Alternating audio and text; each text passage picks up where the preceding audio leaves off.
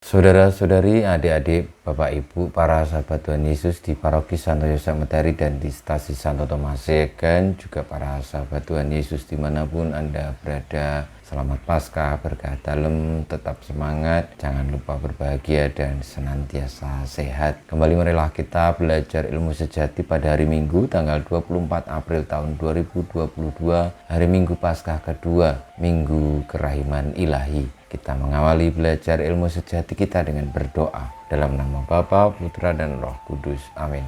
Allah yang Maha Rahim, dalam perayaan pesta Paskah ini, Engkau menyalakan iman umat yang dikuduskan bagimu. Tambahkanlah rahmat yang telah Engkau anugerahkan agar kami semua semakin memahami betapa agung pembaptisan yang menyucikan kami, betapa luhur roh yang melahirkan kami kembali, dan betapa mulia darah yang menebus kami. Dengan pengantaran Tuhan kami Yesus Kristus Putramu yang hidup dan berkuasa bersama Dikau dalam persatuan Roh Kudus, Allah sepanjang segala masa. Amin. Sahabat-sahabat Tuhan Yesus terkasih, kita akan belajar ilmu sejati dari Injil Yesus Kristus menurut Yohanes bab 20 ayat 19 sampai dengan 31.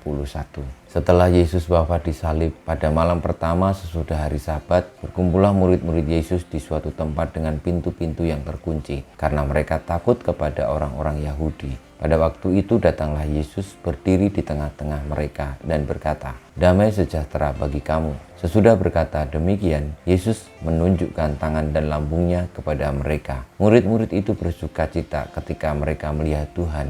Maka kata Yesus sekali lagi, "Damai sejahtera bagi kamu. Sama seperti Bapa mengutus aku, demikian juga sekarang aku mengutus kamu." Dan sesudah berkata demikian, Yesus menghembusi mereka dan berkata, "Terimalah Roh Kudus. Jikalau kamu mengampuni dosa orang, dosanya diampuni. Dan jikalau kamu menyatakan dosa orang tetap ada, dosanya tetap ada." Pada waktu Yesus datang itu, Thomas, seorang dari ke-12 murid yang juga disebut Didimus, tidak ada bersama-sama mereka. Maka kata murid-murid yang lain kepadanya, "Kami telah melihat Tuhan." Tetapi Thomas berkata kepada mereka, "Sebelum aku melihat bekas paku pada tangannya, dan sebelum aku mencucukkan jariku ke dalam bekas paku itu dan mencucukkan tanganku ke dalam lambungnya, kali-kali aku tidak akan percaya." 8 hari kemudian, murid-murid Yesus berada kembali dalam rumah itu dan Thomas bersama-sama dengan mereka. Sementara pintu-pintu terkunci, Yesus datang. Ia berdiri di tengah-tengah mereka dan berkata, "Damai sejahtera bagi kamu." Kemudian Yesus berkata kepada Thomas, "Taruhlah jarimu di sini dan lihatlah tanganku. Ulurkanlah tanganmu dan cucukkanlah ke dalam lambungku, dan jangan engkau tidak percaya lagi, melainkan percayalah." Thomas menjawab kepadanya, "Ya Tuhanku dan Allahku." Kata Yesus kepadanya, "Karena engkau telah melihat aku, maka engkau percaya. Berbahagialah mereka yang tidak melihat namun percaya." Memang masih banyak tanda lain yang dibuat Yesus di depan mata murid-muridnya yang tidak tercatat dalam kitab ini. Tetapi semua yang tercantum di sini telah dicatat supaya kamu percaya bahwa Yesuslah Mesias, Anak Allah, dan supaya oleh imanmu kamu memperoleh hidup dalam namanya. Demikianlah sabda Tuhan, terpujilah Kristus.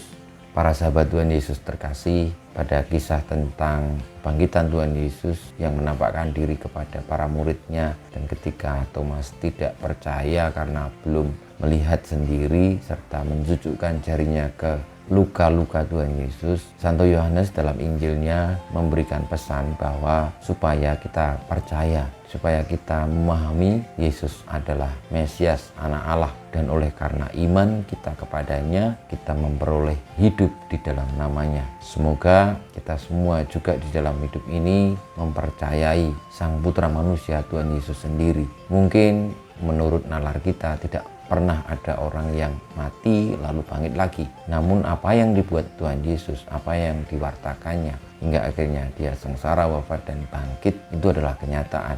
Bukan sekedar dongeng, bukan sekedar isapan jempol saja, tetapi bahwa memang pada kenyataannya setiap orang yang percaya kepada kebenaran dan setia kepadanya, dia tidak akan mati tetapi hidup. Dan Tuhan Yesuslah buah sulung dari semuanya. Kita mohon berkat Tuhan, semoga kita seperti para murid yang percaya. Seperti Thomas yang tadinya tidak percaya, namun akhirnya menjadi percaya. Kita mohon berkat Tuhan. Kemuliaan kepada Bapa dan Putra dan Roh Kudus, seperti pada permulaan, sekarang, selalu, dan panjang segala abad. Amin. Ya Yesus, jadikanlah hati kami seperti hati-Mu, Tuhan bersamamu dan bersama rohmu, kita semua hidup kita, perjuangan kita dibimbing, dilindungi, diberkati oleh Allah yang Maha Kuasa, Bapa dan Putra dan Roh Kudus. Amin.